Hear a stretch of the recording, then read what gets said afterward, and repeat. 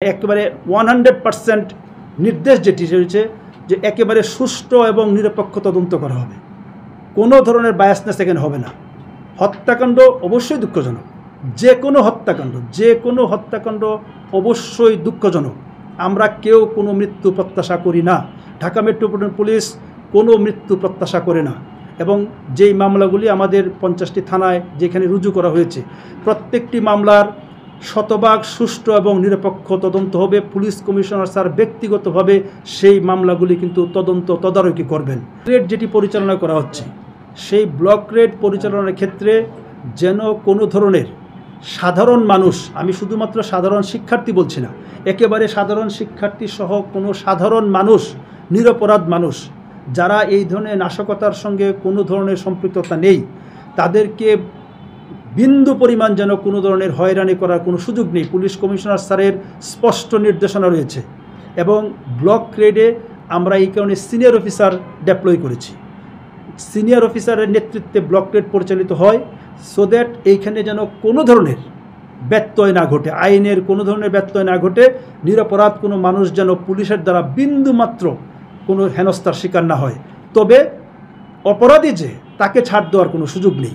So আমরা নিশ্চিত করতে চাই, যদি তারপরেও যদি কোনো কিছু ব্যর্থ হয়, আমরা খবর পাওয়া মাত্রই আমরা যথাযথ ব্যবস্থা গ্রহণ করি। এই তথ্যগুলি আমরা যাচাই বাছাই করে দেখছি, আমরা ক্রস চেক করছি এবং সেইগুলির ভিত্তিতে আমাদের যে পরবর্তী যে অভিযান, আপনারা জানেন যে আমাদের বিভিন্ন ধরনের অভিযান, কিছুটা হচ্ছে ব্লক রেড, কিছুটা আলাদাভাবে আমরা আমাদের যে অভিযান, টার্গেট বেসড অভিযান আমরা পরিচালনা করছি। এবং এই তথ্যগুলি আমরা এই নাশকতাকারী যারা আমাদের কাছে রিমান্ডে রয়েছে তাদের কাছ থেকে আমরা পেয়েছি। আমাদের যে গোয়েন্দা, সেইখান থেকে আমরা কিছু তথ্য পাচ্ছি। হত্যামূলক যেই কর্মকাণ্ডগুলো সংঘটিত হয়েছে এবং দুঃখজনকভাবে কিছকিছু প্রাণহানিও ঘটনা ঘটেছে, এতে করে ঢাকা শহরের যে আমাদের যে 50টি থানা রয়েছে, সেই 50টি থানায় এখন পর্যন্ত 264টি মামলা এখন পর্যন্ত রুজু করা হয়েছে। আমার জানা মতে আরও 4-5টি মামলা প্রক্রিয়াধীন রয়েছে। তো এখন পর্যন্ত 264টি, এটি আরও 4-5টা মামলা বাড়তে পারে কিছুক্ষণের মধ্যে হয়তোবা। এখন পর্যন্ত নাশকতাকারী হিসেবে আমরা এখন পর্যন্ত প্রায় 2850 প্লাস মাইনাস অল্প দুই একটা এদিক সেদিক হতে পারে, 2850 জনের মতো আমরা নাশকতাকারীকে গ্রেপ্তার করেছি এবং অসংখ্য আসামিকে আমরা কিন্তু রিমান্ডে এনেছি এবং তাদের কাছ থেকে আমরা গুরুত্বপূর্ণ তথ্য পেয়েছি। সেই তথ্যগুলি আমরা বিচার বিশ্লেষণ করে আমাদের অভিযান আমরা পরিচালনা করেছি এবং এগুলি অব্যাহত থাকবে। তবে আমি পরিষ্কারভাবে আমাদের বলতে চাই, সাধারণ কোনো ছাত্রছাত্রীদের সঙ্গে বাংলাদেশ পুলিশ তথা ঢাকা মেট্রোপলিটন পুলিশের কোনো ধরনের কোনো বিরোধ নেই। সাধারণ ছাত্রছাত্রী তারা কিন্তু আমাদের সন্তান সমতুল্য। ও সাধারণ ছাত্রছাত্রীরা, আমরা ঢাকা মেট্রোপলিটন পুলিশ সাধারণ ছাত্রছাত্রীদের ব্যাপারে অত্যন্ত সংবেদনশীল, তারা একেবারে আমাদের সন্তান সমতুল্য। কাজে ছাত্রছাত্রীদের সঙ্গে পুলিশের কোনো বিরোধ নেই।